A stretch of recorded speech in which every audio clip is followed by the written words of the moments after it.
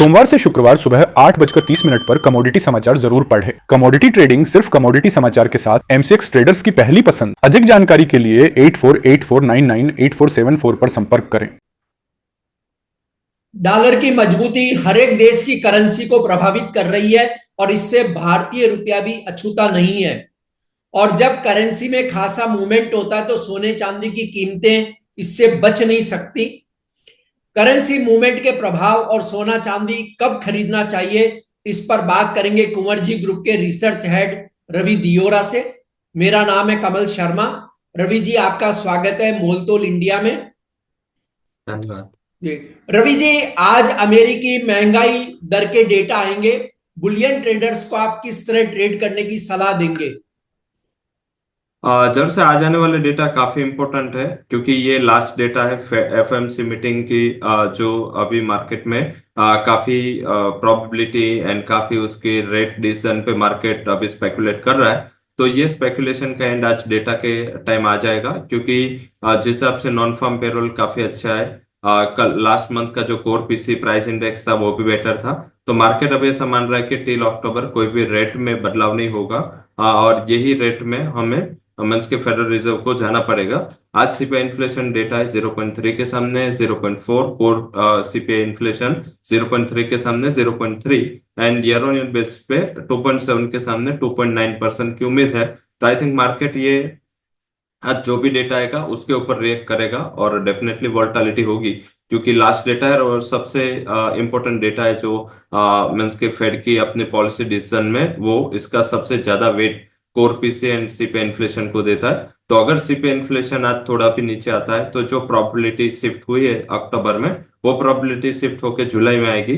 अगर ये डेटा 0.4 के ऊपर आता है या 0.4 आता है तो मार्केट स्पेकुलेट करेगा कि ये अगले मंथ के कैलेंडर ईयर 2025 में कोई भी रेट में बदलाव नहीं होगा। तो आई थिंक ये मंथ काफी इंपॉर्टेंट है एंड अभी मार्केट क्या एक्सपेक्ट करके जा रहा है 25 base point in entire calendar year. तो आई थिंक इस हिसाब से मुझे लग रहा है कि वोलेटिलिटी होगी। हालांकि सिल्वर के प्राइसेस, गोल्ड के प्राइसेस में अच्छा करेक्शन हायर लेवल से आ गया है। गोल्ड फिर भी स्टेबल है, क्योंकि सारे दूसरे एसेट क्लासेस इंक्लूडिंग इक्विटीज हो या मींस के क्रिप्टो हो, सब में करेक्शन आया है। तो थोड़ा बहुत डाइवर्जन ऑफ फंड हुआ है। मुझे लग रहा है कि आज की वोलेटिलिटी जो भी होगी उसके बाद जो ट्रेंड है वो यूएस इलेक्शन के बाद जो प्रेसिडेंट ट्रम्प नेक्स्ट मंडे को अपना कारोबार संभालेगा, अपने ओथ लेंगे, उसके बाद पूरी पॉलिसीज पे जाएगा। थोड़ी नियर टर्म की अनसर्टनिटीज है, इस हिसाब से मुझे लग रहा है कि थोड़ा सपोर्टिव ट्रेंड है। बट आगे जाके जैसे ही शायद जियोपॉलिटिकल रिस्क कम हो, शायद पॉलिसी जितना मार्केट को डर इतना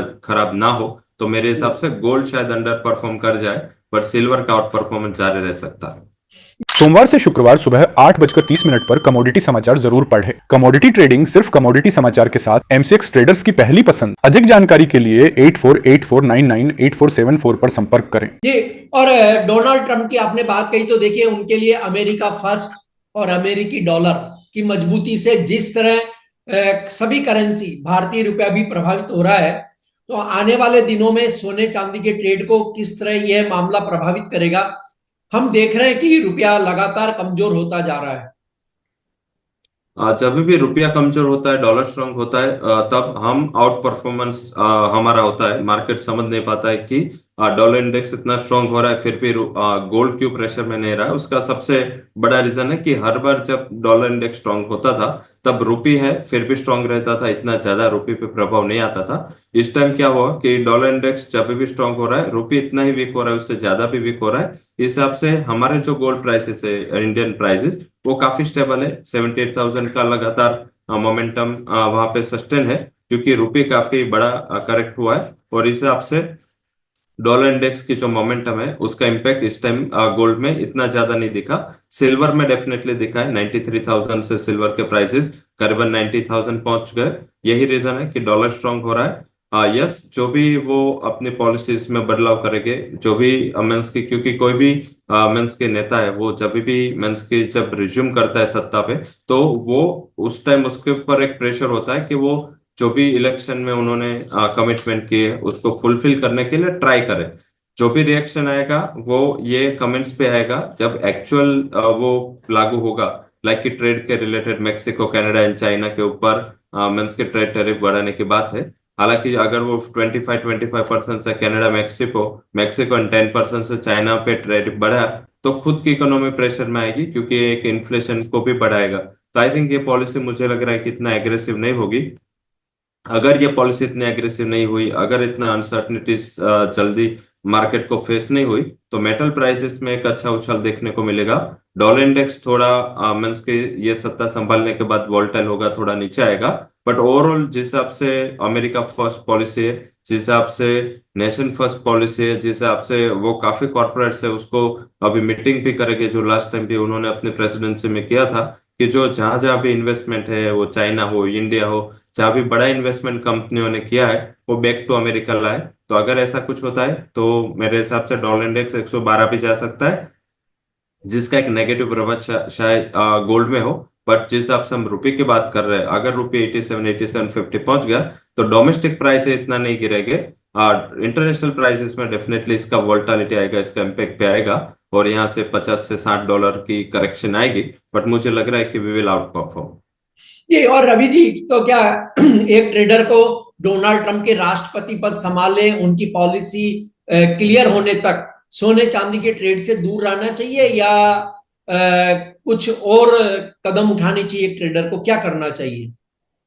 सोने से दूर रहना चाहिए। सोने में जो भी प्राइसेस चल रहे हैं वो ड्यू टू रुपी की वीकनेस से चल रहे हैं। अगर कुछ इतना प्रभाव नहीं आता, रुपी स्ट्रांग होगा तो गोल्ड अंडर परफॉर्म करेगा। मुझे थोड़ा ब्राइट स्पॉट सिल्वर लग रहा है। सिल्वर ने वैसे भी अच्छा करेक्शन हायर लेवल पे से आ चुका है, एंड पर्टिकुलर डोमेस्टिक प्राइसेस फिर भी डॉलर रुपी के हिसाब से इतने ज्यादा नहीं करेक्ट दिख रहा है। बट इंटरनेशनल मार्केट में ये जो हाव है उस पर एक स्टिप करेक्शन आ चुका है। तो मुझे लग रहा है कि ये कमोडिटी पे आप फोकस करें। यहाँ पे जब तक 90,000 का लेवल होल्ड है कोई प्रॉब्लम नहीं। जो भी सेफ इन्वेस्टर है वो सिल्वर में ऑप्शंस बाय करे, 90,000 का कॉल ऑप्शन बाय करे या 90,000 का पुट बेच के वो इतना मुनाफा ले ले। जो थोड़े एग्रेसिव इन्वेस्टर है वो फ्यूचर से बाय करे, 90,000 के करीब सिल्वर को बाय करके होल्ड कर ले। ये सीपी इन्फ्लेशन के बाद आप ये गोल्ड में एंड सिल्वर में बाइंग की स्ट्रेटेजी ले सकते हैं। थोड़ा स्टॉप लॉस है वो 89,200 एक काफी हम सपोर्ट है इसका लगा है। मुझे लग रहा है कि डिस्पाइट ऑफ अनसर्टनिटीज वोलेटिलिटी ये कमोडिटी को ज्यादा रिस्क नहीं है, और ये कमोडिटी आउट परफॉर्म करेगी, और अपर साइड 93,000 तक का लेवल देखने को मिल सकता है। और कोर फंडामेंटल उसके पॉजिटिव है। लगातार 3 साल से सिल्वर की जो डेफिसिट है वो 9 से 10% CAGR से बढ़ी है, और उसके सामने चाइना की डिमांड, डिस्पाइट कि चाइना अभी तक काफी वीकनेस थी उसकी इकोनॉमी ने, तो भी उसकी सिल्वर की डिमांड एवरेज 9% CAGR से बढ़ी है। तो एक क्लियर इंडिकेशन है कि सिल्वर की अगर डिमांड बढ़ती रहेगी तो डेफिसिट वाइडन होगी, और अगर डेफिसिट वाइडन होगी तो प्राइस को फंडामेंटल सपोर्ट मिलता रहेगा। आपने रवि जी जैसे कहा कि सोने पर दबाव रहेगा, यदि कोई जी। सोना खरीदना चाहे तो ऐसे दबाव के बीच किस प्राइस पर खरीदने से उसे एक कंफर्ट महसूस होगा, और कौन सा प्राइस सुझाएंगे जहां पर गोल्ड खरीदना चाहिए? भले ही चाहे वो अगले महीने खरीदे या बाद में खरीदे, लेकिन कौन सा ऐसा प्राइस है जो आपको एक फेयर प्राइस दिखाई देता है? जब से आज जो सीपी इन्फ्लेशन से लेके FMC मीटिंग जो ये मंथ एंड में है 30th को, तो तब तक प्राइसेस है वो वोलेटाइल रहेंगे, क्योंकि 3 बड़ी इवेंट, एक सीपी इन्फ्लेशन, उसके बाद 20 तारीख को वो प्रेसिडेंट अपना स्पीच देंगे, और उसके बाद लगातार उसके कमेंट, इनिशियल कमेंट पे रिएक्शन भी होगा, और लास्ट में FMC की मीटिंग। तो ये टाइम बड़ा अच्छा टाइम होगा। उसमें आप कोई भी करेक्शन हो, कोई भी डिप मिले तो बाय करें। लेवल स्पेसिफिक मुझे लग रहा है कि डोमेस्टिक प्राइसेस में 77,000 से लेके 77,200 एक अट्रैक्टिव प्राइस होगा। अगर ये लेवल पे जब भी मिले तो आप सोना बाय कर सकते हैं। ऑलमोस्ट मुझे लग रहा है कि अगर ये साल की बात करें तो वहां पे 83,000 के लेवल पे आप एक्सपेक्ट कर सकते हैं। शायद ये second half of final calendar year आ सकता है। और मीन्स के जो डाउन साइड जो सपोर्ट है ध्यान में रखना है वो 76,500 का, क्योंकि मीन्स के डॉलर इंडेक्स स्ट्रांग भी हुआ है, फिर भी अगर ये लेवल पे होल्ड करा है सोना ने, तो आई थिंक मुझे लग रहा है कि अगर ये डॉलर इंडेक्स इतना ज्यादा नहीं बढ़ता और स्टीप नहीं बढ़ता, और ऑलवेज मैं दो असेट को फॉरवर्ड लुकिंग मानता हूँ जिसमें डॉलर इंडेक्स एंड US की बॉन्ड यील्ड है, दोनों ने काफी हद तक नेगेटिविटी प्राइस इन कर ली है। तो अगर ये नेगेटिविटी प्राइस इन कर लिए तो उसके बाद कुछ भी वोलेटिलिटी मिले और यहाँ से 1 से 1.5% का करेक्शन मिले तो मेरे हिसाब से गोल्ड में एक बाइंग अपॉर्चुनिटी मान सकते हैं। जिस तरह से आपने सोने पर बात बताई कि कब खरीदना चाहिए, क्या लेवल्स ध्यान में रखना चाहिए, किन घटनाओं को चिंतन करना चाहिए, सेम ऐसा सिल्वर पर आप क्या कहेंगे? सिल्वर में मुझे लग रहा है कि ये जो भी घटना है वो दोनों साइड सिल्वर के लिए इतना नेगेटिव नहीं है। फॉर एग्जांपल अगर डॉलर इंडेक्स स्ट्रांग होता है तो आई थिंक काफी हद तक सिल्वर ने ये प्राइसिंग कर लिया है।